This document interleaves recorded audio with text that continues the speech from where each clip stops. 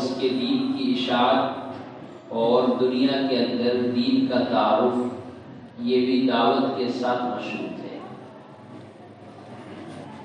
اگر ایمان والے کی زندگی میں سے دعوت نکل جائے تو سب سے پہلے خود مسلمان کا دین غیر محفوظ ہوگا،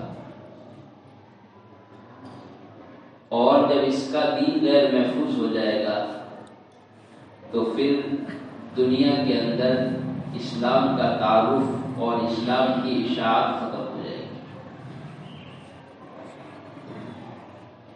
اسی ذمہ داری کے ملنے کی وجہ سے،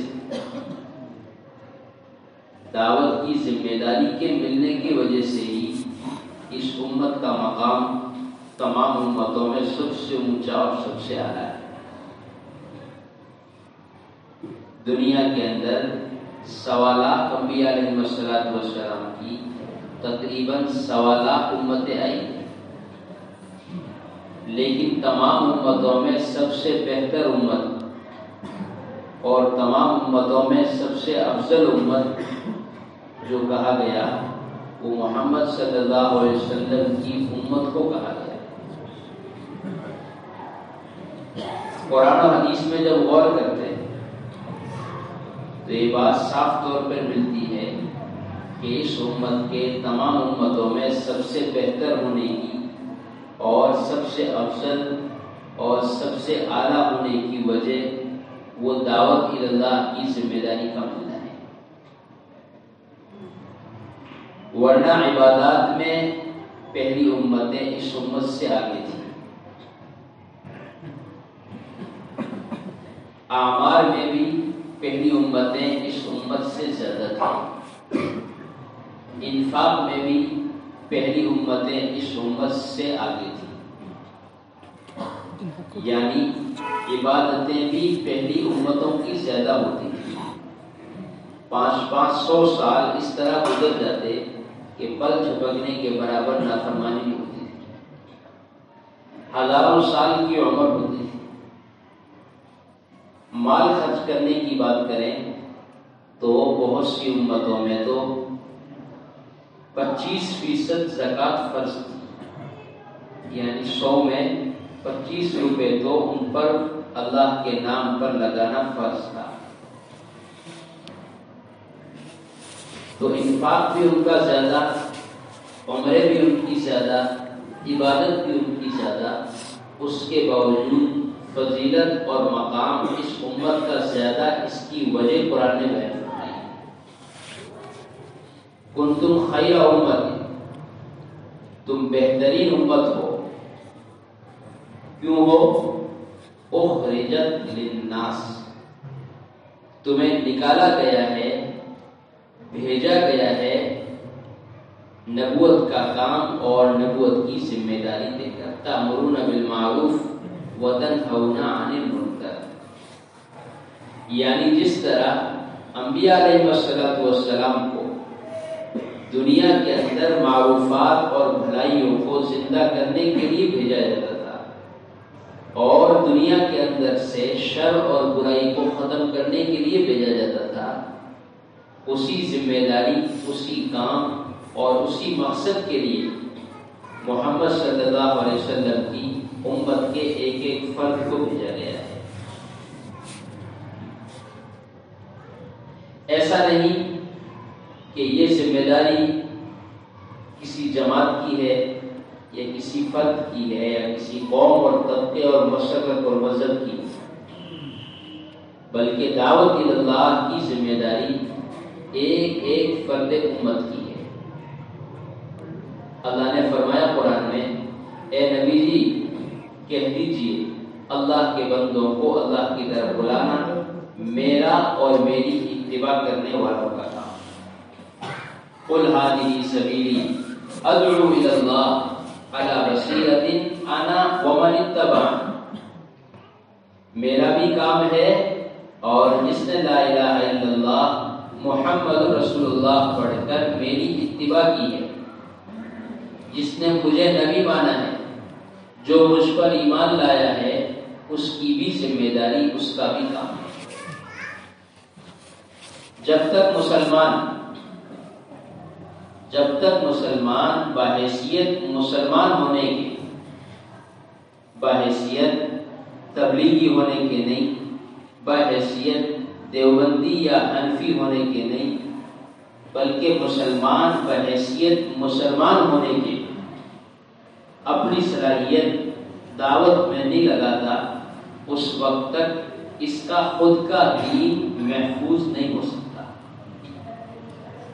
ایسا نہیں ہے کہ اگر دعوت چھوٹ گئی، اگر محنت چھوٹ گئی تو ہمارا کیا نقصان ہے، غیروں کو ہدایت نہیں ملی کہ نہیں دوستو بزرگوں، غیروں کو ہدایت تو یقیناً نہیں ملے گی، اس کا تو سوال یقیناً ہوگا، لیکن سب سے پہلا خطرہ اور سب سے پہلا افسوس اس بات کا ہوگا کہ دعوت کے چھوٹ جانے کی وجہ سے خود ایمان والے کی زندگی سے دین غیر محسوس طریقے سے ختم ہو جائے گا۔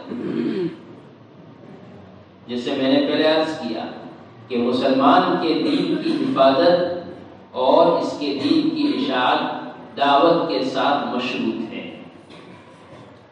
اگر دعوت نہیں ہے، دین کی محنت نہیں ہے، یعنی دین کو زندہ کرنے کے لیے جان مال اور وقت کی وہ قربانی یا وہ ترتیب نہیں ہے جس ترتیب پر محمد صلی اللہ علیہ وسلم نے ڈالا تھا، تو غیروں سے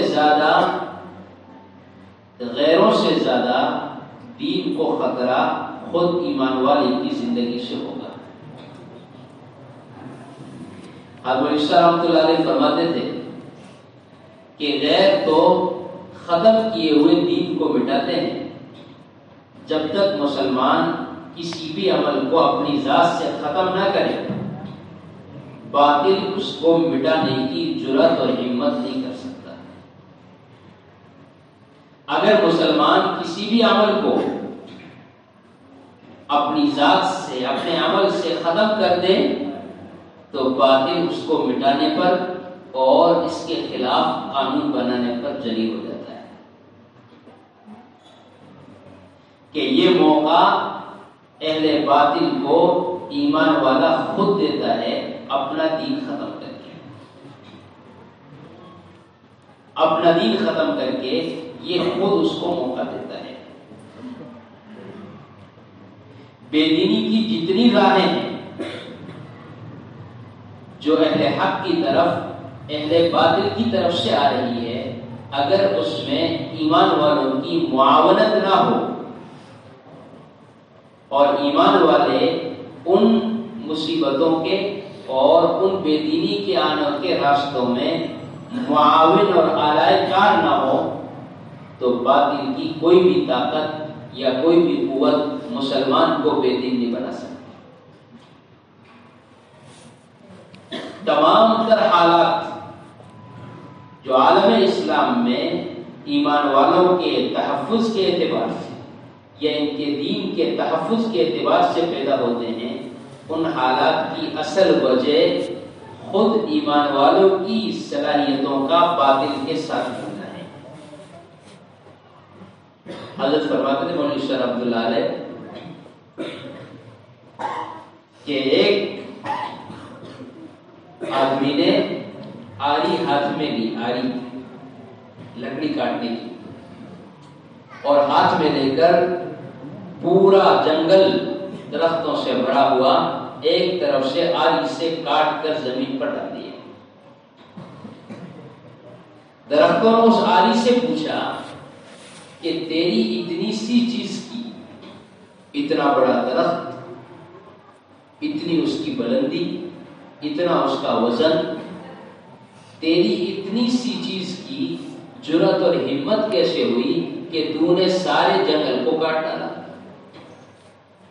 آری نے پلٹ کر جواب دیا، بہن اگر تیرا کچھ حصہ میرے ساتھ ملا ہوا نہ ہو تو میری کوئی بھی طاقت یا میرا کوئی بھی بس تیرے پر نہیں چل سکتا تھا۔ آری کا دستہ کس چیز کا ہوتا ہے؟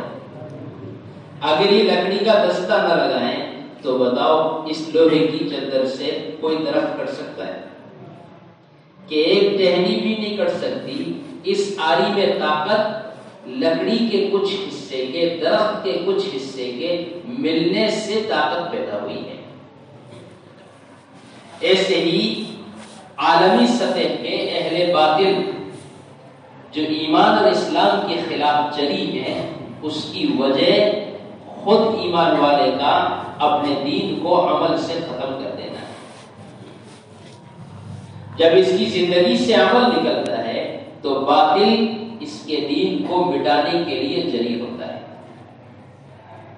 آسان سی مثال دیں آپ کو اپنے ملک کے اعتبار سے، اگر کوئی ایمان والا سنت اور شریعت کا پابند ہو کر، داڑھی رکھ کر، پگڑی پہن کر، کرتا شلوار پہن کر، یا دھوتی اور لنگی اور کرتا پہن کر کسی آفس میں، کسی محکمے میں نوکری کرنے چلا جائے تو اس پر ہزاروں اعتراض قائم ہو جائیں گے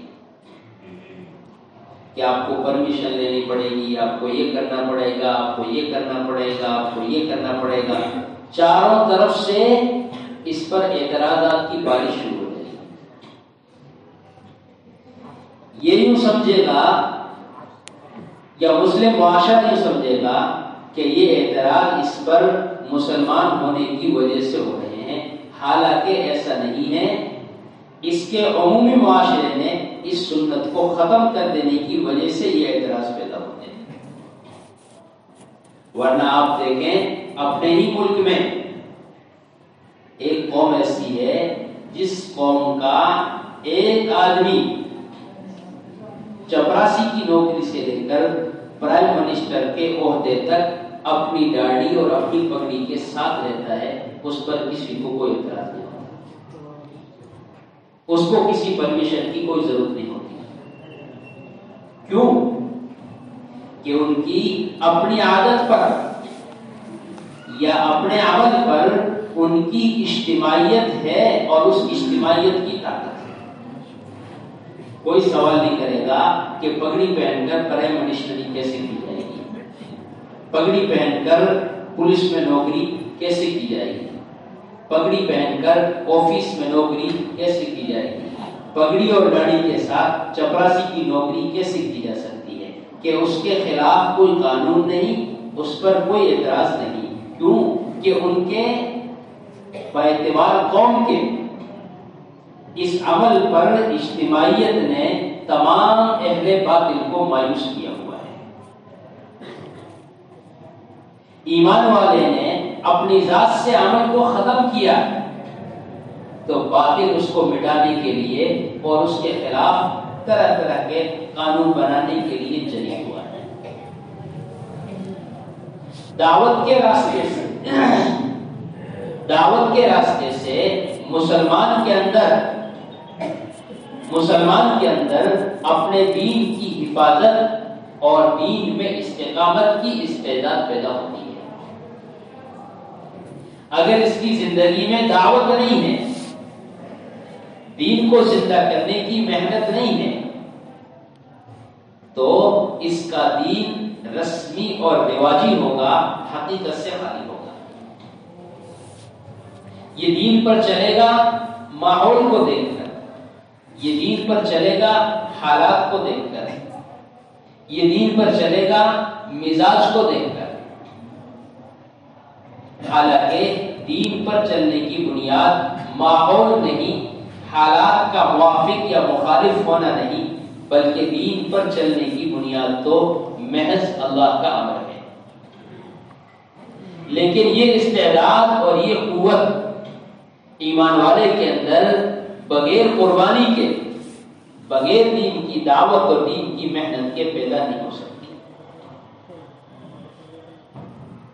صحابہ کی ایک جماعت ایک ملک میں داخل ہوئی، بادشاہ کو معلوم ہوا صحابہ کی جماعت آئی ہے، تو اس نے اپنے لوگوں کو بلا کر عبداللہ بن حذافہ رضی اللہ تعالیٰ عنہ جماعت کے امیر تھے، ان کی پوری جماعت کو بلا کر بند کر دیا،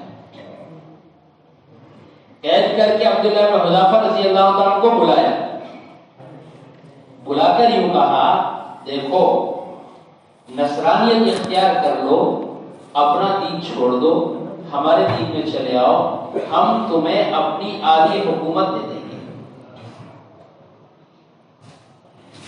روم اس زمانے کی سپر پاور طاقت تھی، تمام اس زمانے کی حکومتیں اور سلطنتیں روم سے برعور تھی۔ ان کو اس بادشاہ نے دعوت دی کہ اپنا دین چھوڑ کر ہمارے دین میں آ جاؤ، آدھی حکومت دے دیں گے۔ عبداللہ حذیفہ رضی اللہ عنہ فرمایا تیری آدھی حکومت نہیں، تیری تو ساری حکومت مل جائے اور اس کے ساتھ ساتھ سارے عرب کی ساری حکومتیں مل جائے، وہ بھی ہمیشہ کے لیے ملے تو بھی ایک پل جھپکنے کے برابر محمد صلی اللہ علیہ وسلم کا دین نہیں چھوڑ سکتا۔ ایسا نہیں کہ حالات ہیں تو حالات کے اعتبار سے جتنے دین پر چل سکو اتنے پر چل لو، کہ نہیں دوست بزرگو، دین میں کبھی بھی سمجھوتا نہیں ہو سکتا۔ اللہ کے یہاں جو دین مطلوب ہے وہ تو عزیمت کا دین اور حکم کا دین مطلوب ہے۔ رخصت کے دین پر یا حالات کے تابع ہو کر کیے جانے والے عمل پر اللہ کی طرف سے کوئی فیصلہ نہیں ہو سکتا۔ بادشاہ نے کہا اگر دین قبول نہیں کرتے، اپنا دین نہیں چھوڑتے، تو پھر ہم تمہیں اس دنیا سے مٹائیں گے۔ کہ باطل کے پاس ہر زمانے میں اہل اسلام کو بے دین بنانے کے لیے دو راستے ہیں، ایک انہیں اپنے اسباب اور چیزوں کا حفظ دے کر بے دین بنایا جائے،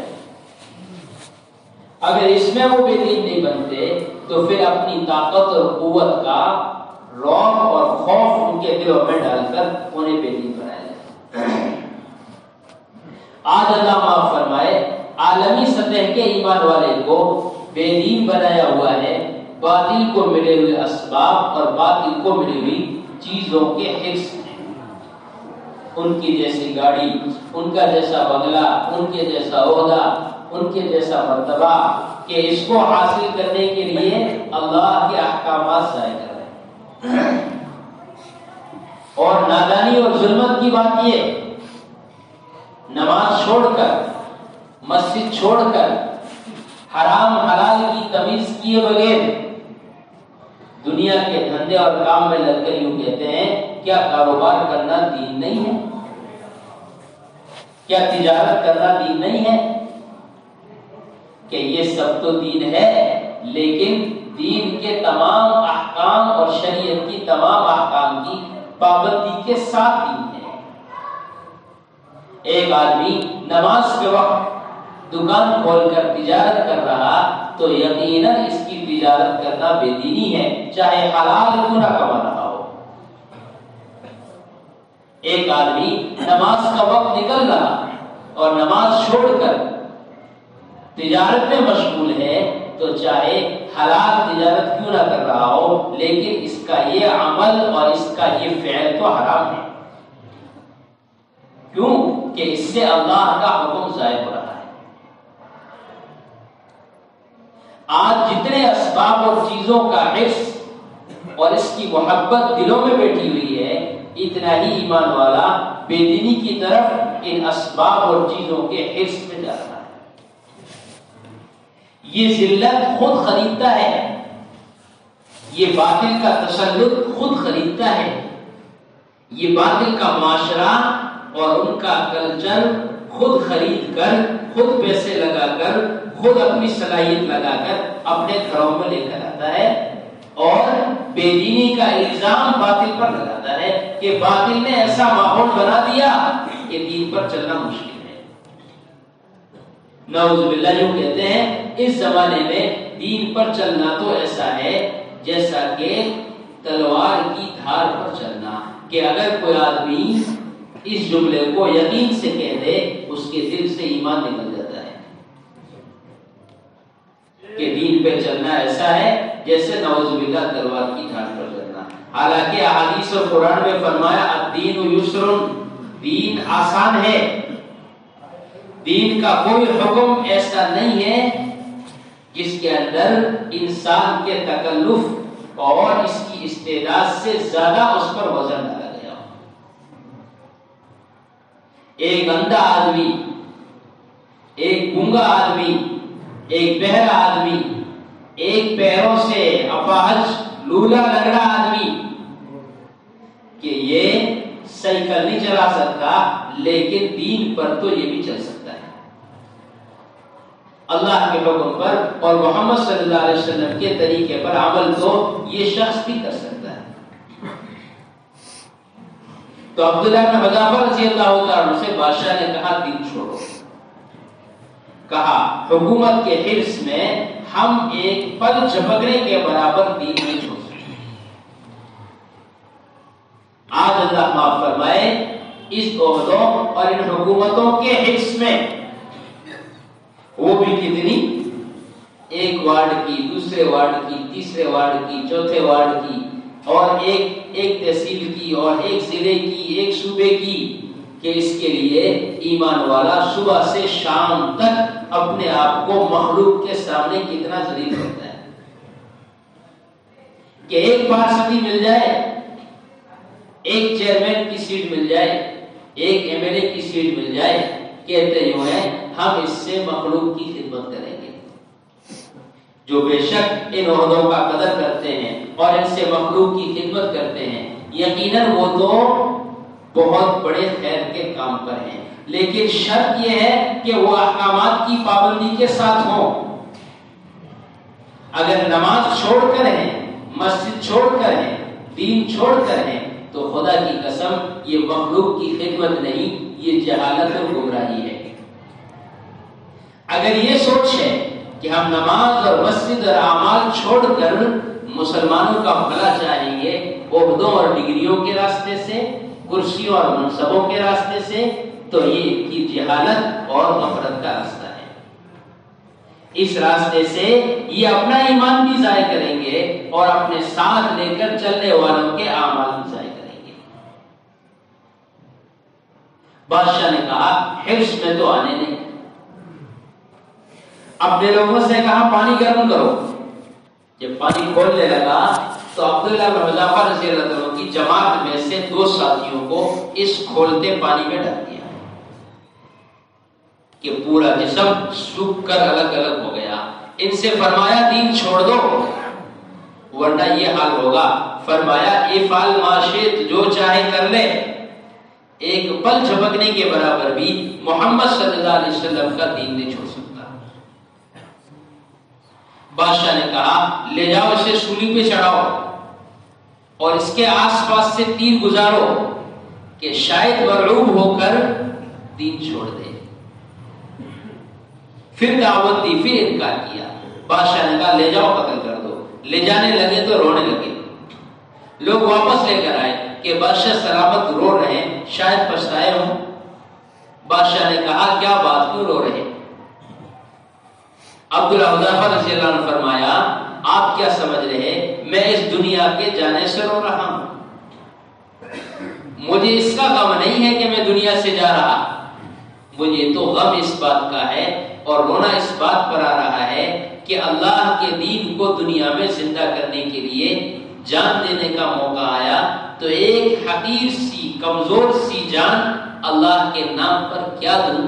مجھے تو شرم آ رہی ہے. میں تو اس تمنا کو لے کے رو رہا ہوں کہ کاش آج میرے پاس جسم میں جتنے روئیں ہیں، جتنے چھوٹے بڑے بال ہیں، سب کے برابر جانیں ہوتی اور سب کی سب اللہ کے نام پر اس طرح قربان کی جاتی. میں تو اس تمنا کو لے کے رو رہا ہوں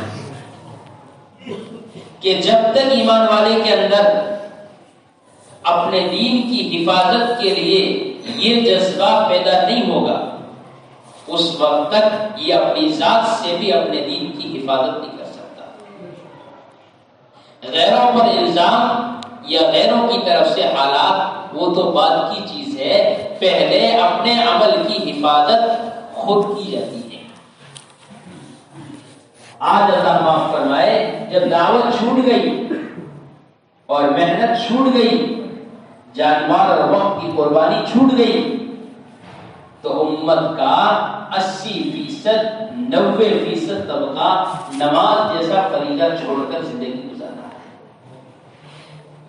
کون سی باطل طاقت ہے، کون سی باطل قوت ہے، باطل کی کون سی تنظیم ہے جو تمہیں آ کر یوں کہتی ہے کہ 5 وقت کی نماز مسجد میں جا کر نہ پڑھو؟ حالات آئے تو حالات کا الزام فوراً باطل کے سر کر دیتے ہیں کہ دین کو خطرہ ہے غیروں سے، کہ نہیں، دین کو خطرہ غیروں سے بعد میں ہے، پہلے ہماری اپنی ذات سے ہے، کہ 90% احکامات کو تو ہم نے اپنی ذات سے ختم کیا ہوا ہے۔ ایسی حالت میں ہم اللہ کی طرف سے مؤید اور منصور نہیں ہو سکتے۔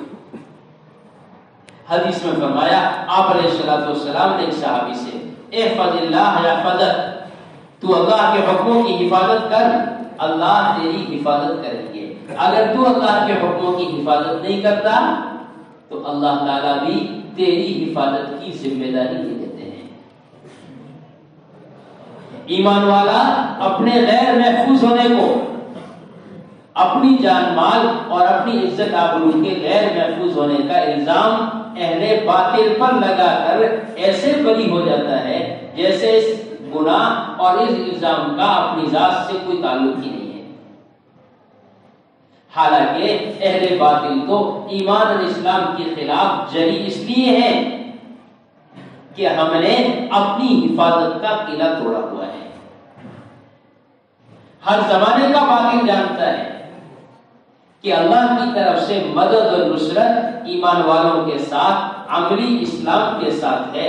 اگر ان کی زندگیوں میں عملی اسلام نہیں ہے تو مسلمان کوئی قوم تو نہیں ہے جس کے ساتھ اللہ کی مدد و نصرت آتی۔ اللہ کی مدد و نصرت کا ضابطہ تو قرآن و حدیث کے احکامات پر عمل کرنا ہے۔ جو اپنے آپ کو عملی زندگی پر ڈالے گا، اللہ کی طرف سے مددیں اور نصرتیں اس کے ساتھ نازل ہوگی۔ ایمان والا اللہ کے احکامات کو ضائع کر کے اپنے پر آنے والے حالات کا الزام باطل کے سر دھرے، یہ بالکل ایسا ہے جیسا کہ ایک شخص اپنے کھیت کی باڑ کو، اپنے کھیت کی تار بندی کو ایک جگہ سے توڑ کر اپنے کھیت میں ہونے والے نقصان کا الزام جانوروں پر دھر دے کہ اگر کھیت کی باڑ مضبوط ہے تو مضبوط سے مضبوط جانور بھی، قوی سے قوی چوپایا بھی مایوس ہو کر پھرتا رہے گا۔ اس کا کوئی بس اور اس کی کوئی طاقت اس کے اناج کو، اس کی کھیتی کے نقصان کو پہنچانے کی اس کی ہمت نہیں ہو سکتی۔ اور اگر کھیت کی باڑ ٹوٹ گئی تو ایک لاغر سے لاغر گائے اور ایک کمزور سے کمزور جانور بھی آ کر اس کے کھیت کو چل کے چلا جائے گا۔ یہ الزام لگائے گا کہ جانوروں نے کھیت کھا لیا۔ کہ اگر یہ ایسے الزام لگاتا رہا تو آج 2 جانوروں نے کھایا ہے، کل 10 آ کر کھائیں گے، پرسوں پورا کھیت صاف کر جائیں گے۔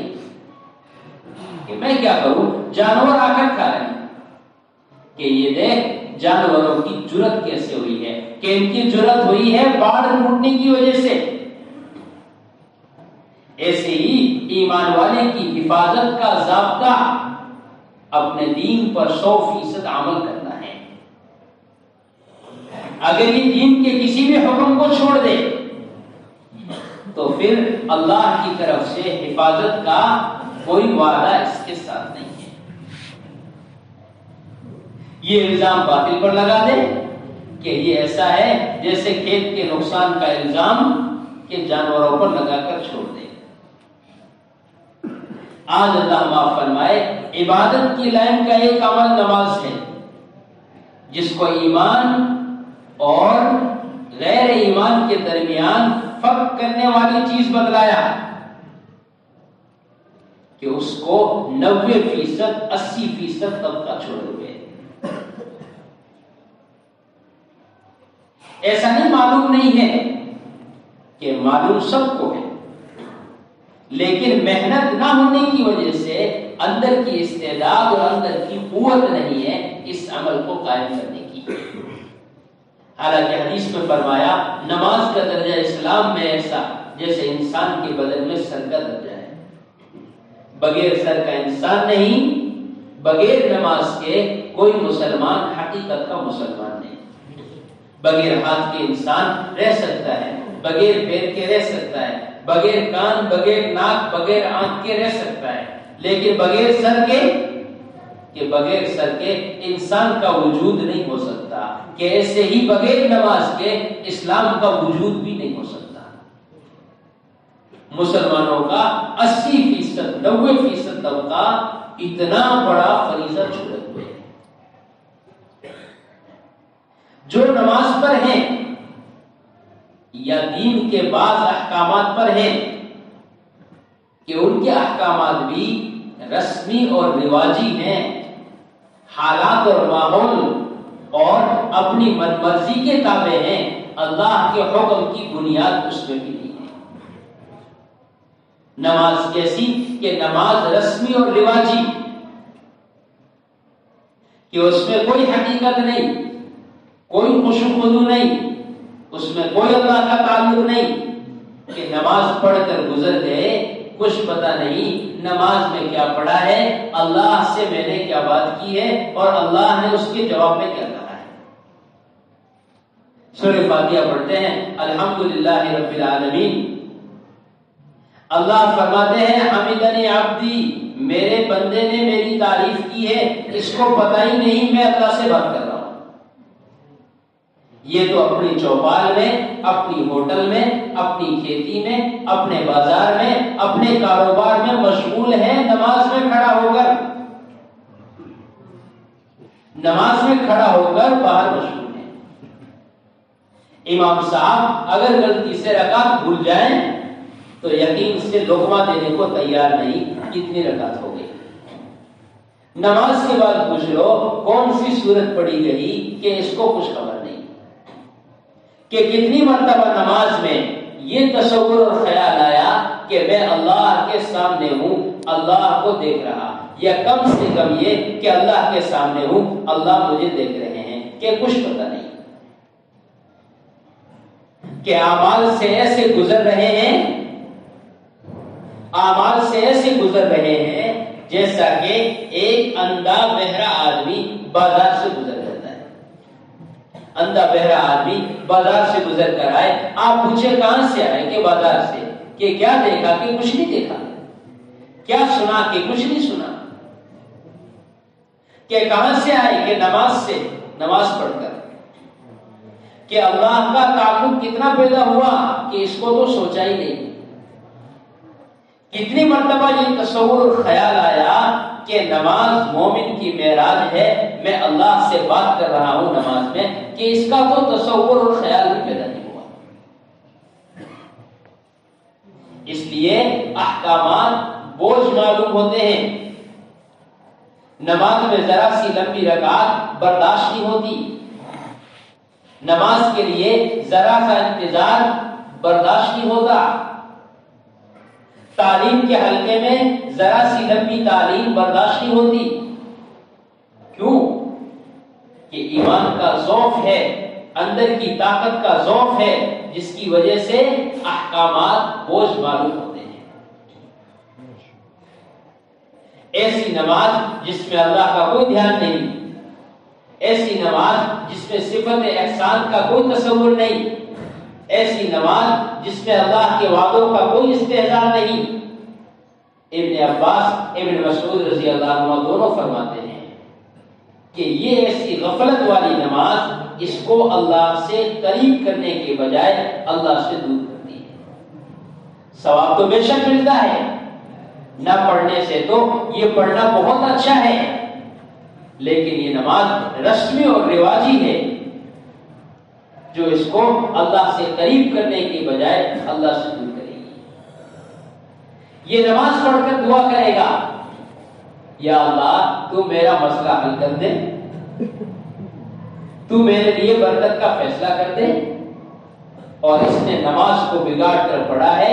حدیث میں آتا ہے نماز اس کے لیے بد دعا کرے گی, یا اللہ اس نے مجھے برباد کیا ہے, تو بھی اس کو برباد کر.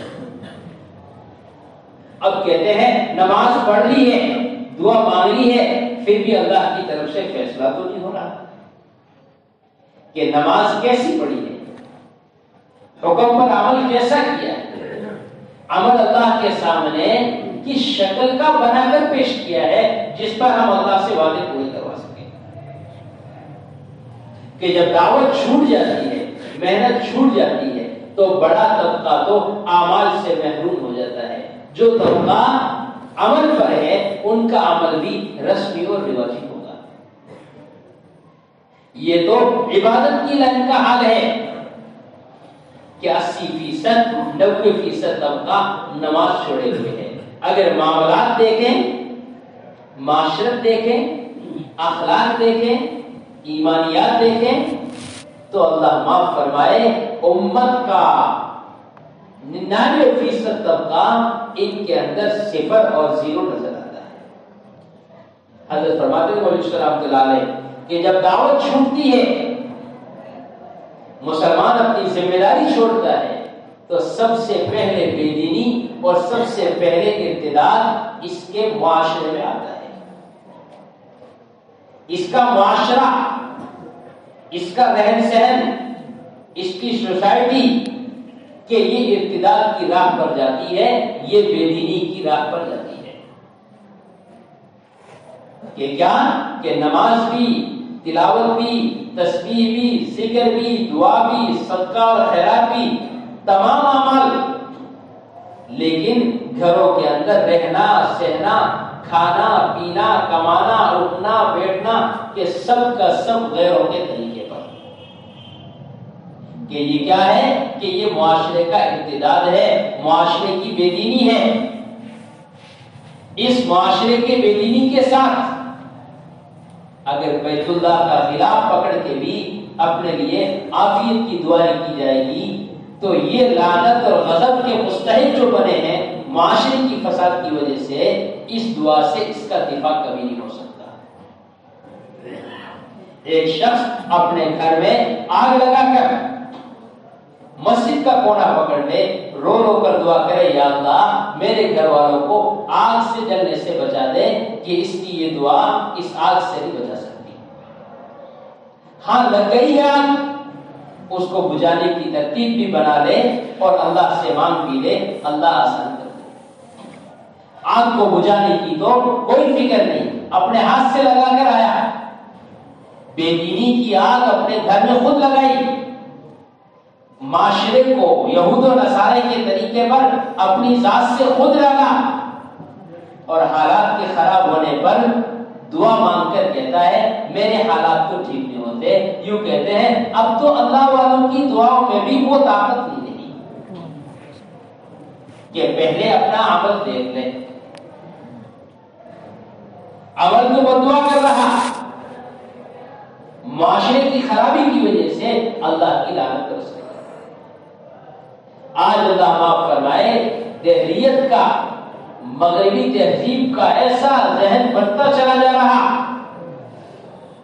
کہ ایمان والے کو محمد صلی اللہ علیہ وسلم کی سنت اور آپ کے طریقے کے مقابلے میں غیروں کے طریقے اچھے لگتے ہیں.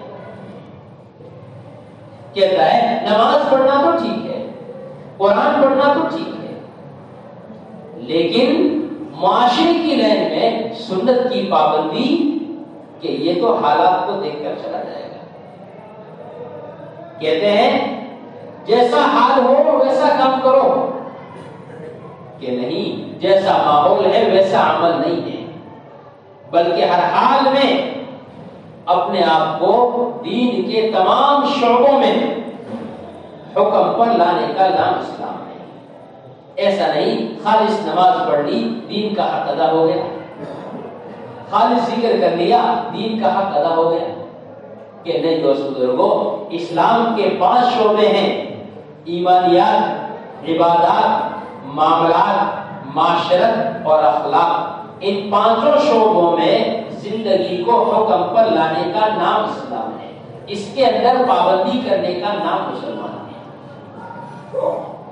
اسی کو اللہ نے قرآن میں فرمایا یا ایھا الذین آمنوا ادخلوا فی السلم کافہ، یا ایھا الناس نے کہا یا ایھا الذین آمنوا، اے ایمان والو، اے مسلمانوں، پورے دین میں داخل ہو جاؤ، اپنے نفس اور شیطان کے نقش قدم پر نہ چلو۔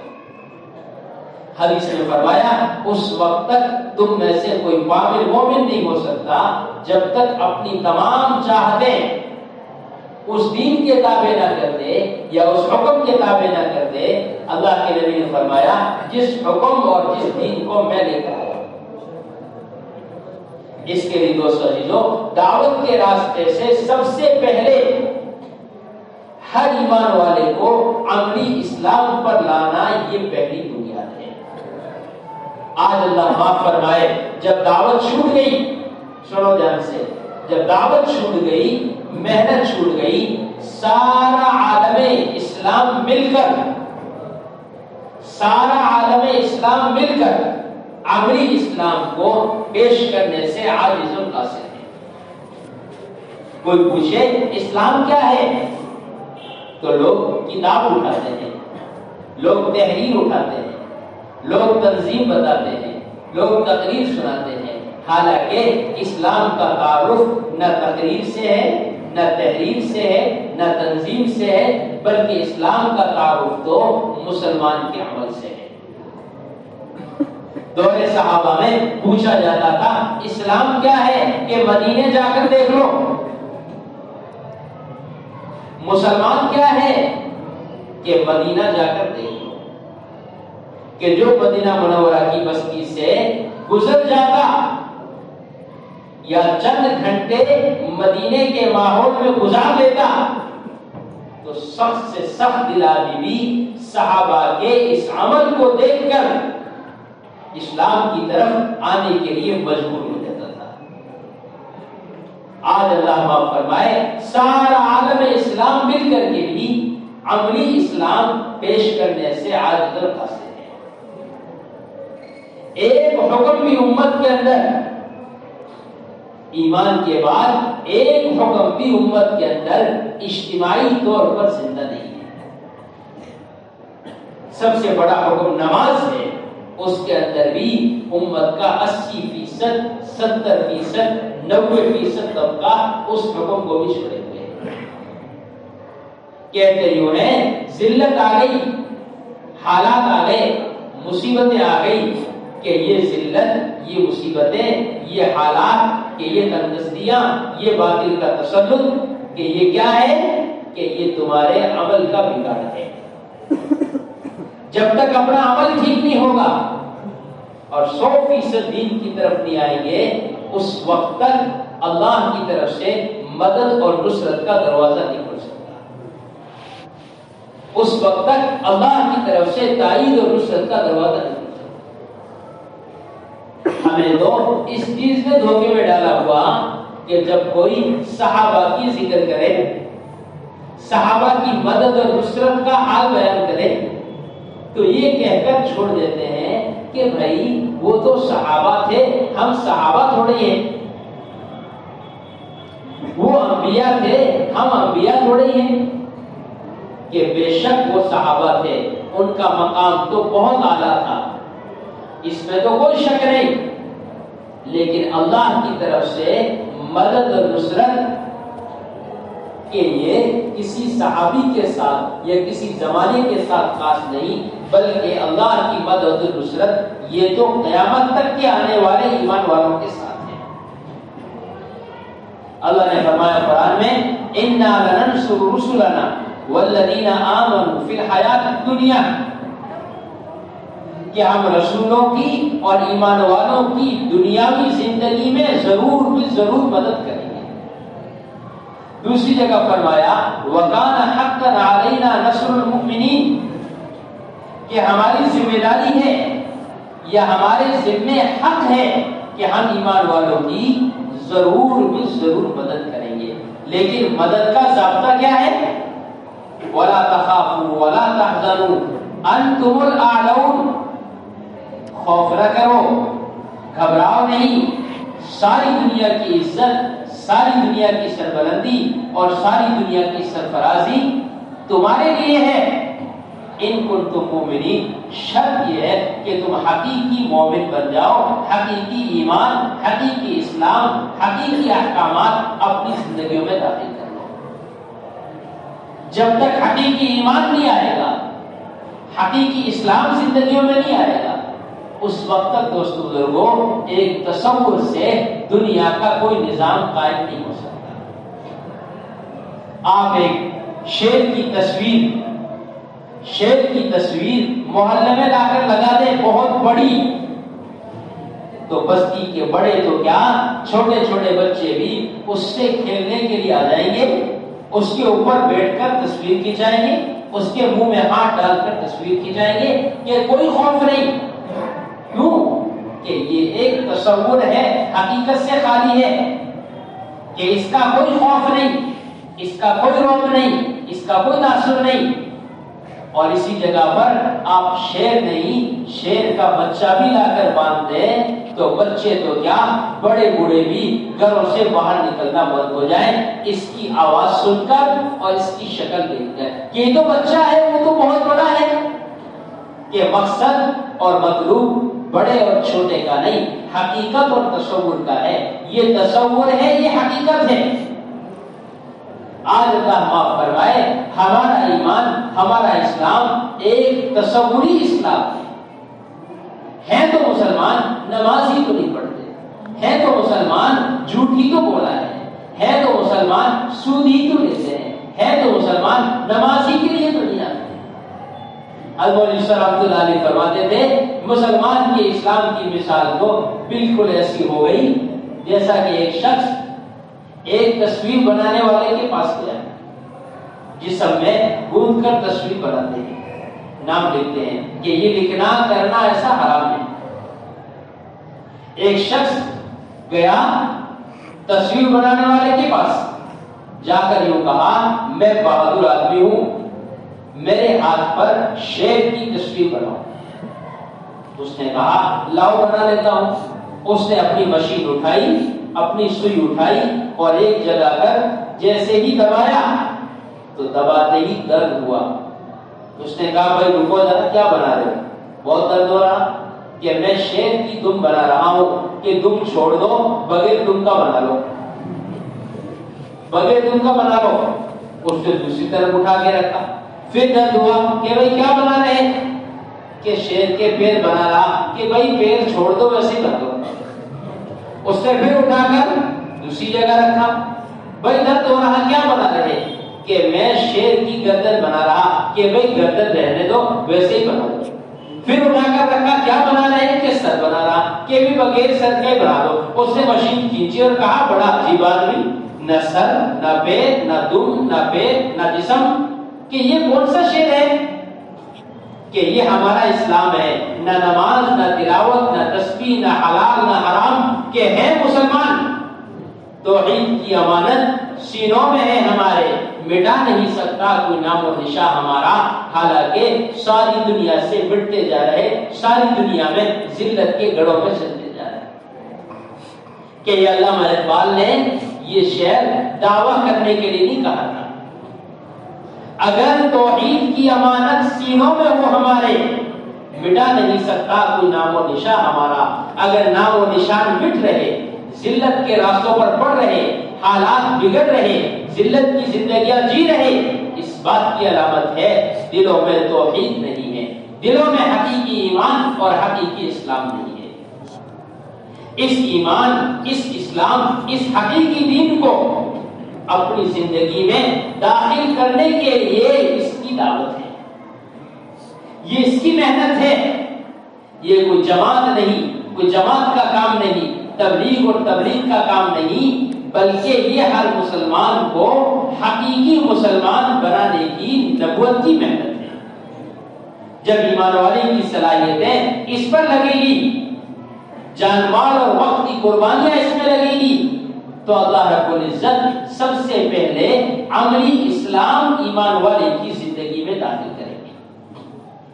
اور ان کا عملی اسلام یعنی دین کے تمام شعبوں پر عمل کرنا کہ یہ اہل باطل کو اسلام کی طرف کھینچ کر لائے گا.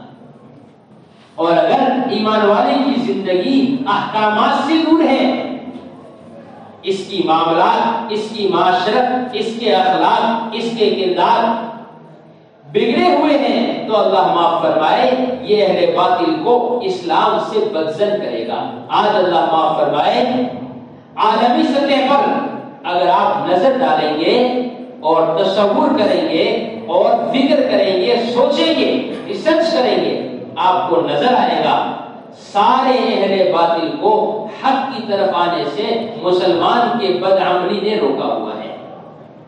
ورنہ دنیا پڑھ رہی اسلام کو، سمجھ رہی اسلام کو، لیکن اس بات کی متمنی ہے کہ اگر یہ اتنا اچھا مذہب ہے تو خود مسلمان اس کو کیوں چھوڑے ہوئے ہیں.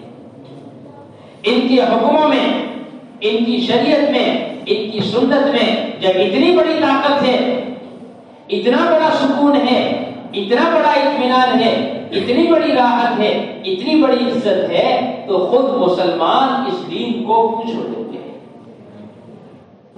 سود کو چھوڑ کر حلال میں اتنا نفع ہے تو خود مسلمان سود میں اور رشوت میں کیوں مبتلا ہے. جب جھوٹ کو چھوڑ کر سچ میں اتنی خیر ہے تو خود مسلمان جھوٹ بول کر اپنے ایمان کو کیوں خراب کر رہا ہے، اپنی تجارت کو کیوں خراب کر رہا ہے. آج اللہ معاف فرمائے معاملات، معاشرت اور اخلاق کی لائن کا دین تو بالکل ختم ہے، اور اس کا کوئی احساس بھی اس کے دماغ میں نہیں.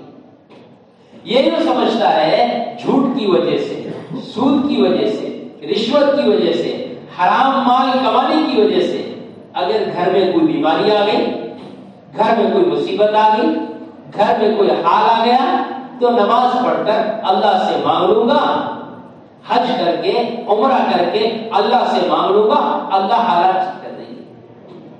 اگر حالات ٹھیک نہیں ہوئے تو یہ مایوس ہو جائے گا کہ میں نے تو بیت اللہ میں جا کر دعا کر لی، اس کے باوجود میرے حالات ٹھیک نہیں ہوئے. کہ پہلے یہ دیکھو حالات خراب ہونے کا جو راستہ ہے وہ راستہ بند کیا یا نہیں کیا. حضرت فرماتے تھے جو حالات مسجد میں توبہ، مسجد میں تصویر کھینچتے، او بھائی صاحب مسجد میں تصویر کھینچ رہے،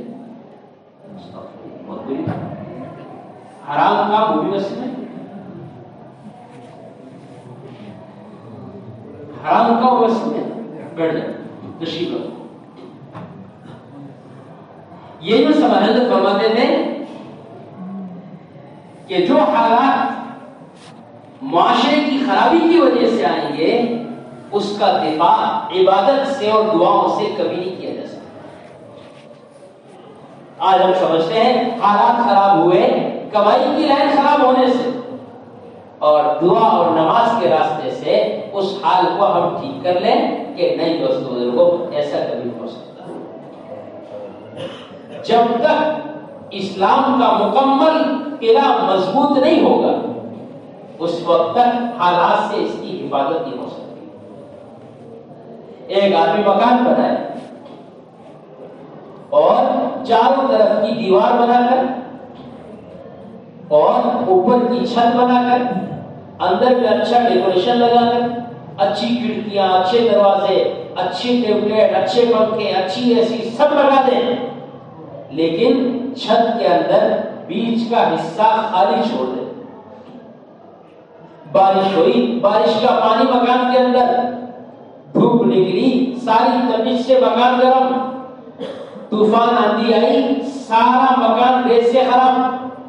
سردی کے موسم میں کہ مکان میں گرمی کا کوئی احساس نہیں، یہ ساری دنیا میں شکایت کرتا پھرے، کروڑ روپے لگا دیے دکان پر، کروڑ روپے لگا دیے مکان پر، لیکن نہ آندھی رک رہی، نہ دھوپ رک رہی، نہ بارش رک رہی، نہ سردی رک رہی. کیا نفع اس مکان کا کہ یہ دیکھ سردی کس راستے سے آ رہی ہے. اگر چھت کے راستے سے سردی آ رہی ہے تو فرش اس کا مقابلہ کبھی نہیں کر سکتا، چاہے تو نے فرش کے اندر ماربل کیوں نہ لگا رکھا ہو۔ ایک طرف کی دیوار اگر ٹوٹی ہوئی ہے، دوسری طرف کی دیوار آ کر اس طرف کے حال کو، اس طرف سے آنے والی بارش کو کبھی نہیں روک سکتی، چاہے اس طرف کی دیوار 7 فٹ چوڑی کیوں نہ ہو۔ ہم کہتے ہیں نماز پڑھتے ہیں، ایک دن میں 10 پارے تلاوت کرتا ہوں، اتنی درود پڑھتا ہوں، اتنا مال خرچ کرتا ہوں، پھر بھی حالات ہے کہ یہ دیکھ دین کی کون سی لائن چھپی ہوئی ہے جس کی وجہ سے حالات خراب ہو رہے ہیں۔ اس کے لیے دوستو عزیزوں 100% دین پر آنا یہ کامیابی کا راستہ ہے۔ جب تک 100% دین عمل میں نہیں آئے گا، زندگی میں نہیں آئے گا، اس وقت تک ایمان والے کے عالمی سطح کے حالات درست نہیں ہو سکتے۔ اس کے لیے دوستو دعوت کے راستے سے ہر ایمان والے کو، ہر مسلمان کو 100% دین پر لانا ہے۔ ہر ایک اپنی جان لگا کر، اپنا مال لگا کر، اپنا وقت لگا کر، اپنی صلاحیت لگا کر دین کی دعوت اور دین کی محنت میں اور دین پر عمل کرنے میں اپنے آپ کو آگے بڑھائیں۔ ایک بات ہمیشہ یاد رکھنا، اللہ کی طرف سے ہدایت کا فیصلہ محنت کرنے والے کی اپنی محنت پر ہوتا ہے۔ دوسرے جو محنت کر رہے ہیں اس کی محنت تو باعتبار تذکیر کے ہے، ترکیز تو اپنی خود کی دعوت اور خود کی محنت سے پیدا ہوگی۔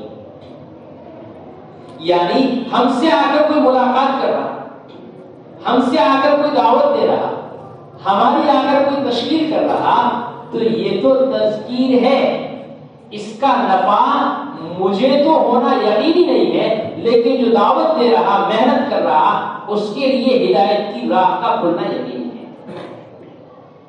جو محنت میں لگے گا اس کے لیے دین پر چلنا آسان ہوگا۔ جو محنت کر رہا ہے یا جس پر محنت کی جا رہی ہے اس کا ہدایت کا ملنا یہ تو یقینی نہیں ہے۔ قرآن میں اللہ نے فرمایا وَالَّذِينَ جَاهَدُوا فِينَا لَنَهْدِيَنَّهُمْ سُبُلَنَا، کہ جو ہمارے راستے میں محنت کریں گے ہم ان محنت کرنے والوں کو ہدایت ضرور دیں گے۔ جن پر محنت کی جا رہی، جن کو دعوت دی جا رہی، جن پر صلاحیت لگائی جا رہی، وہ تو خیر کی طرف آ بھی سکتا ہے اور خیر کی طرف نہ بھی آئے۔ نبی کی ساری محنت پر اللہ نے فرما دے انک لا تہدی من احببت ولکن اللہ یہدی من یشاء۔ نبی سے بڑی کسی کی دعوت، کسی کی محنت نہیں ہو سکتی۔ اللہ نے فرمایا نبی جی ہدایت آپ نہیں دے سکتے، ہدایت تو ہم دیں گے، ہم ہدایت دیں گے۔ اس کو یقین کے ساتھ تاکید قرآن میں یہاں لا کر فرما دیا ہم ضرور ہدایت دیں گے ان کو جو ہمارے راستے میں محنت کریں گے۔ ایسا نہیں ہے کہ صاحب ایک جماعت ایسی ہو جائے جو دنیا کے اندر پھر کر تبلیغ کرتی رہے، سب کی طرف سے کفایہ ادا ہوتا رہے گا، کہ نہیں دوستو بزرگوں، قرآن میں جہاں وَلْتَكُن مِّنكُمْ أُمَّةٌ يَدْعُونَ إِلَى الْخَيْرِ يَأْمُرُونَ بِالْمَعْرُوفِ وَيَنْهَوْنَ عَنِ الْمُنكَرِ، آگے فرمایا وَأُولَٰئِكَ هُمُ الْمُفْلِحُونَ، ایسا کرنے والے یہی کامیاب ہونے والے لوگ ہیں۔ قرآن نے یہ نہیں کہا کہ ایک جماعت بنا کر چھوڑ دو جو سب کے لیے کافی ہو جائے، کہ کامیابی کے لیے تو سب کو اس جماعت میں شامل ہونا ہوگا، سب کو اپنی صلاحیتیں جان مال اور وقت کے اعتبار سے اس کام پر، اس ذمہ داری پر لگانی ہوگی۔ ایسا نہیں ایک جماعت ہو جو سارا کام کر لے، کہ نہیں دوستو بزرگوں، ہدایت کا فیصلہ ہر ایک کی اپنی قربانی پر ہوگا۔ جو جتنی قربانی دے گا، جو جتنا جان مال اور وقت لگائے گا، جو جتنی صلاحیت لگائے گا، اس کی قربانی پر اور اس کے جان مال اور وقت کی صلاحیت کے لگنے پر اللہ رب العزت اس کی قربانی کی بقدر اس کی ہدایت کا فیصلہ کریں گے، اور اس کی زندگی میں اس کی قربانی کے بقدر دین آتا چلا جائے گا۔ اس کے لیے دوستو اپنے جان مال اور وقت کو لے کر ترتیب بنانی ہے اپنی خود کی زندگی کے اندر دین کو لانے کے لیے، سارے عالم کے اندر عملی اسلام کو زندہ کرنے کے لیے عالمی سطح پر حرکت میں آنا ہے۔ اس امت کی ذمہ داری سارے عالم میں پھرنا اور سارے عالم کے اندر اپنے جان مال اور وقت کو صحابہ والے جذبات کے ساتھ قربان کرنا ہے۔ جب تک امت کا جان مال اور وقت اور امت کی صلاحیتیں اللہ کے دین کو دنیا میں زندہ کرنے کے لیے صحابہ کی طرح نہیں لگے گی، اس وقت تک امت کے دین کی حفاظت اپنی ذات سے بھی نہیں ہو سکتی۔ باطل کی ہدایت کا فیصلہ کہ باطل کی ہدایت کا فیصلہ تو اس وقت ہوگا جب بقول حضرت کے ہم اپنی تمام ترتیبات چھوڑ کر صحابہ کے قدم پر قدم اٹھائیں گے، تب اللہ رب العزت عام انسانیت کی ہدایت کے فیصلے کریں گے۔ آج تو اللہ معاف فرمائے، ہم سے اپنا دین سیکھنے کے لیے، اپنے دین کی حفاظت کے لیے اپنی خواہش کے نقشے قربان نہیں ہو رہے ہیں۔ خواہش کے نقشے کو توڑنے کو بھی کہا جائے، خواہش کا نقشہ چھوڑ کر بھی اللہ کے راستے میں نکلنے کو اور محنت کرنے کو کہا جائے تو کہتے ہیں کیا کھانا کمانا دین نہیں ہے؟ اللہ کا دین دنیا میں مٹ رہا، لوگ بغیر کلمہ نماز کے دنیا سے جا رہے اور ہمیں کھانا کمانا دین نظر آ رہا ہے۔ ایک حاجی صاحب مسجد میں نماز پڑھ کر، قرآن پڑھ کر، ذکر کر کے، تلاوت کر کے، تمام اعمال کر کے حلال طریقے سے تجارت کرنے کے لیے دکان پر جا کر بیٹھے، یقیناً اس کی تجارت بہت حلال ہے۔ جیسے ہی دکان پہ جا کر بیٹھے، ان کو خبر لگے دکان کے پڑوسی کے مکان کے اندر آگ لگی ہے۔ حاجی صاحب سے کہے حاجی صاحب مکان پڑوسی کے مکان میں آگ لگ گئی ہے، آگ بجھاؤ۔ حاجی جی کہے میں تو نماز پڑھ کے آیا ہوں، کیا یہ دکان کرنا دین نہیں ہے؟ کہ نہیں، اس وقت آپ کا دین اور آپ کی شرافت یہ ہے کہ اپنی اس حلال تجارت کو چھوڑ کر اس مسلمان کے گھر سے آگ بجھائی جائے، اس کے جان مال کا نقصان بچایا جائے۔ یہ تو دنیا کی آگ ہے، جلنے پر مکان جلا دے گی، سامان جلا دے گی اور اس کا مال جلا دے گی۔ اگر ایک وقت کی نماز چھوٹ گئی 2,88,00,000 برس کے لیے جہنم کی آگ میں جلے گا، یہ کتنی سخت بات ہے۔ اس کا تو مال کا ظاہری نقصان ہوگا۔ حدیث میں فرمایا اللہ کے ایک حکم کا ضائع ہونا زمین و آسمان کے ختم ہونے سے بھی بڑی بات ہے۔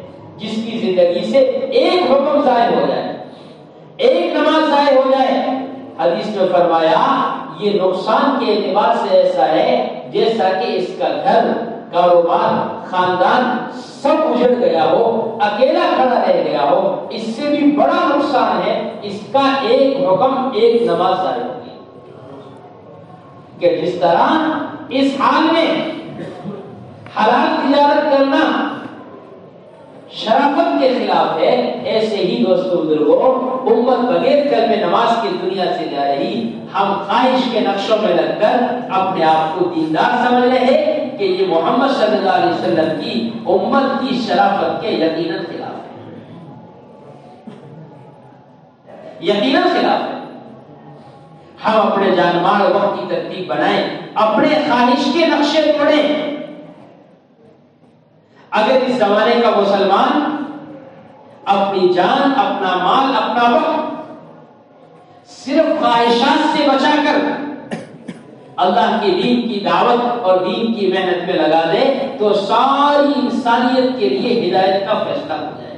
اتنی جان، اتنا مال، اتنا وقت، اتنی صلاحیت اللہ نے مسلمان کو دی ہوئی ہے، لیکن یہ تمام جان مال اور وقت کی قربانیاں حق سے ہٹ کر باطل پر اور خواہشات پر لگ رہی ہے، رسم و رواج پر لگ رہی ہے۔ دعوت کے راستے سے امت کے جان مال اور وقت کی ترتیب کو صحیح کرنا ہے، جان مال اور وقت صحابہ کے رخ پر، صحابہ والی بنیاد پر آ جائے۔ اس کے لیے دوستو بزرگوں اپنا جان مال اور وقت لے کر صحابہ والے جذبات کے ساتھ اللہ کے راستے میں نکلنا ہے۔ کوئی حال، کوئی موقع ایسا نہیں جس موقع پر اللہ کے نبی علیہ السلام نے یا صحابہ نے اللہ کے راستے میں نکلنے میں تاخیر کی ہو یا نکلنے میں سستی کی ہو۔ جب کبھی بھی صحابہ کے دل و دماغ میں بھی یہ پیدا ہوا کہ اس عمل کو کر لیں، اللہ کے راستے میں نکلنا کیا ضروری ہے، تو فوراً قرآن اترا اور قرآن نے اتر کر رہبری کی کہ اللہ کے راستے میں نکلنا یہ اتنا اونچا عمل ہے کہ اس عمل کے برابر کوئی عمل نہیں ہو سکتا۔ 3 صحابہ بیت اللہ میں بیٹھ کر آپس میں بات کر رہے ہیں۔ ایک نے کہا میرا عمل اچھا ہے، دوسرے نے کہا میرا عمل اچھا، تیسرے نے کہا میرا عمل اچھا۔ پہلے نے کہا میرا عمل اچھا اس لیے ہے کہ آنے والے حاجیوں کو زمزم کے کنویں سے پانی نکال کر پلانا میری اور میرے خاندان کی ذمہ داری ہے۔ ویسے ہی پانی پلانا بڑی عبادت، حاجیوں کو زمزم کا پانی پلانا۔ دوسرے نے کہا نہیں، میرا عمل اونچا ہے۔ کہ کیا عمل ہے؟ کہ بیت اللہ کی چابی ہمارے پاس ہے، ہم جب چاہیں بیت اللہ کے اندر داخل ہو کر نماز پڑھ سکتے ہیں، اعمال کر سکتے ہیں۔ علی رضی اللہ عنہ بیٹھے تھے، تیسرے شخص، انہوں نے فرمایا تم دونوں سے میرا عمل بہتر ہے کہ میں تم دونوں سے پہلے ایمان لایا اور حضور کے ساتھ اللہ کے دین کی محنت میں قربانیوں پر دے رہا ہوں۔ قرآن اترا اجعلتم سقایۃ الحاج وعمارۃ المسجد الحرام کمن آمن باللہ والیوم الآخر وجاہد فی سبیل اللہ لا یستوون عند اللہ، کہ حاجیوں کو پانی پلانا بہت اچھا عمل ہے، بیت اللہ میں جا کر عبادت کرنا بہت اچھا عمل ہے، لیکن کیا یہ دونوں عمل اس شخص کے عمل کے برابر ہو سکتے ہیں جو ایمان لائے، اللہ کے دین کی محنت کرے؟ ہرگز برابر نہیں ہو سکتے۔ ایمان لانا اور جان مال اور وقت کو قربان کرنا یہ تو بہت بڑا، بہت اونچا عمل ہے۔ حدیث میں فرمایا اللہ کے راستے میں تھوڑی دیر کھڑے رہنا شب قدر میں حجر اسود کے سامنے عبادت کرنے سے بہتر ہے۔ کیا فضیلت شب قدر کی؟ خیر من الف شہر، کہ اس رات کی عبادت 1000 مہینوں سے افضل ہے۔ کتنی افضل اللہ کو معلوم، کہ اس رات کو بھی وہاں گزارا جائے جہاں پر ایک نیکی کا اجر 1,00,000 کے برابر ہے۔ اس سے بھی بہتر ہے تھوڑی سی دیر اللہ کے راستے میں دین کو سیکھنے اور سکھانے کے لیے نکل جائے۔ کیوں؟ اس لیے کہ شریعت کا اصول یہ ہے کہ جس عمل کا تعلق کسی کی ذات سے ہو تو چاہے وہ عمل کتنا ہی اونچا ہو، فضیلت کے اعتبار سے یہ عمل اس عمل کے مقابلے میں ہلکا ہوگا جس عمل کا تعلق امت کی اجتماعیت سے ہو۔ اللہ کے راستے میں نکلنے کا، جان مال اور وقت کو قربان کرنے کا تعلق، کہ اس کا تعلق تو پوری امت اور پورے عالم سے ہے۔ بیت اللہ میں رہ کر عبادت کرنا کہ بہت اچھا عمل ہے، لیکن اس کا تعلق عبادت کرنے والے کی اپنی ذات تک محدود ہے۔ اس لیے صحابہ تمام جذبات کو قربان کر کے اللہ کے راستے میں نکلے۔ کوئی حال ایسا نہیں جس موقع پر یا جس حال کی وجہ سے اللہ کے دین کی محنت میں یا اللہ کے راستے میں نکلنے میں غفلت اور سستی کی ہو۔ اگر ذرا سا بھی انہیں نظر آیا تو فوراً اللہ کے نبی علیہ السلام نے تنبیہ فرمائی کہ نہیں، اللہ کے راستے میں نکلنا تو بہت اونچا عمل ہے۔ ایک جماعت صحابہ کی بنائی حضور نے، جماعت کو روانہ کر دیا صبح جمعے کا دن۔ جماعت کے ایک ساتھی عبداللہ بن رواحہ رضی اللہ تعالیٰ عنہ، انہوں نے سوچا جماعت صبح چلی جائے، میں حضور کے پیچھے جمعہ پڑھ کر جماعت میں جا کر شامل ہو جاؤں گا۔ جمعے کی نماز پڑھی، حضور نے دیکھ کر فرمایا عبداللہ تم اپنے ساتھیوں کے ساتھ صبح کیوں نہیں گئے؟ عرض کیا یا رسول اللہ اس لیے ٹھہر گیا کہ آپ کے پیچھے جمعہ پڑھ لوں پھر جماعت سے جا ملوں گا۔ حضور نے یہ نہیں فرمایا کہ کیا بات ہے بہت اچھا جمعہ بھی پڑھ لیا اللہ کے راستے میں بھی نکل جاؤ گے، کہ مسجد نبوی کا جمعہ، حضور کی خطابت، حضور کی امامت، صحابہ کی معیت، آپ نے فرمایا فوراً عبداللہ جانتے ہو صبح جانے والوں سے کتنا پیچھے رہ گئے؟ عرض کیا رسول اللہ آدھا دن۔ آپ نے فرمایا نہیں، صبح جانے والوں سے 500 سال پیچھے رہ گئے، صبح جانے والے تم سے 500 سال آگے نکل گئے، وہ 500 سال پہلے جنت میں جائیں گے۔ دوسری روایت میں آپ نے فرمایا کہ تیرا یہ خیال ہو کہ میں نکل نہیں سکا، نکلنے میں تاخیر ہو گئی، کوئی بات نہیں، مال خرچ کر کے آگے بڑھ جاؤں گا۔ آپ نے فرمایا زمین و آسمان کے درمیان جتنا مال ہے اگر سب خرچ کر دو تو بھی صبح جانے والوں کے برابر ثواب حاصل نہیں کر سکتے۔ کیوں کہ اس محنت کا تعلق اجتماعیت سے ہے، عام انسانیت کی عموماً اور امت محمدیہ کی خصوصاً، کہ اس کا تعلق اس کی ہدایت سے ہے۔ اس کا توقف یا اس کا ٹھہر جانا، نقل و حرکت کا بند ہو جانا، یہ امت کو گمراہی کی راہ پر ڈالنا ہے۔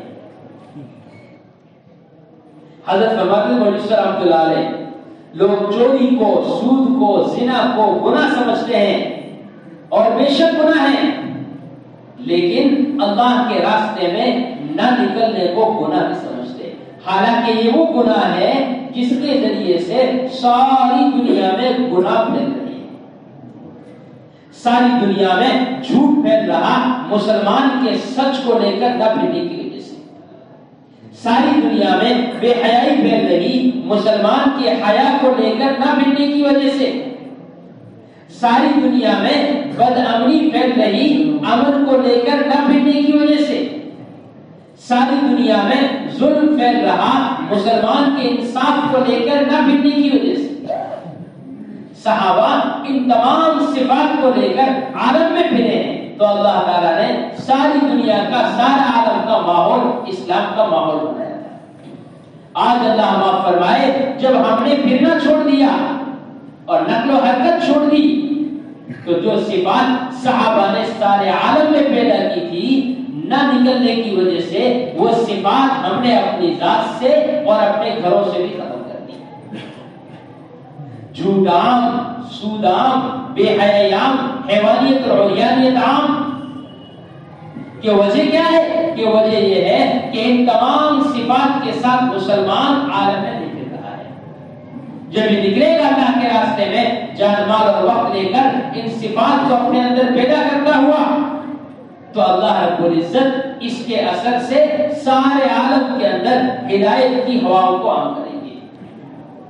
اس کے لیے دوستو بزرگوں نیتیں کرنی ہے، ارادے کرنے ہیں، عزائم کرنے ہیں، اپنے جان مال اور وقت کی ترتیب بنا کر سارے عالم میں دین کو زندہ کرنے کے۔ ہم کسی قوم، کسی زبان، کسی علاقے کے نہیں، ہماری ذمہ داری تو سارا عالم ہے، اور سارے عالم کے اندر جان مال اور وقت کو لے کر پھرنا ہے۔ اس کے لیے دوست بزرگوں سارے حضرات طے کرو انشاءاللہ، آج تک کی غفلت اور سستی کو اللہ معاف فرمائے، آئندہ کے لیے عزم کرتے ہیں انشاءاللہ باعتبار مقام کے، باعتبار خروج کے، اپنے جان مال اور وقت کی ترتیب بنا کر اعمال دعوت کے لیے اپنا وقت تقاضوں پر فارغ کریں گے انشاءاللہ۔ اس کے لیے دوست بزرگوں کم سے کم بات یہ کہ ہم نیت کر لیں سالانہ 4 مہینے اللہ کے راستے میں لگانے کی۔ صحابہ کے چھوٹے چھوٹے بچے اللہ کے راستے میں جان دینے کے لیے ایڈیاں اٹھا اٹھا کر کھڑے ہوتے تھے، ہمارا نام آ جائے قبول کیا جاتا شکر کرتے تھے، واپس کر دیا جاتا روتے تھے، یا اللہ لوگ تیرے راستے میں نکلے ہم پیچھے رہ گئے۔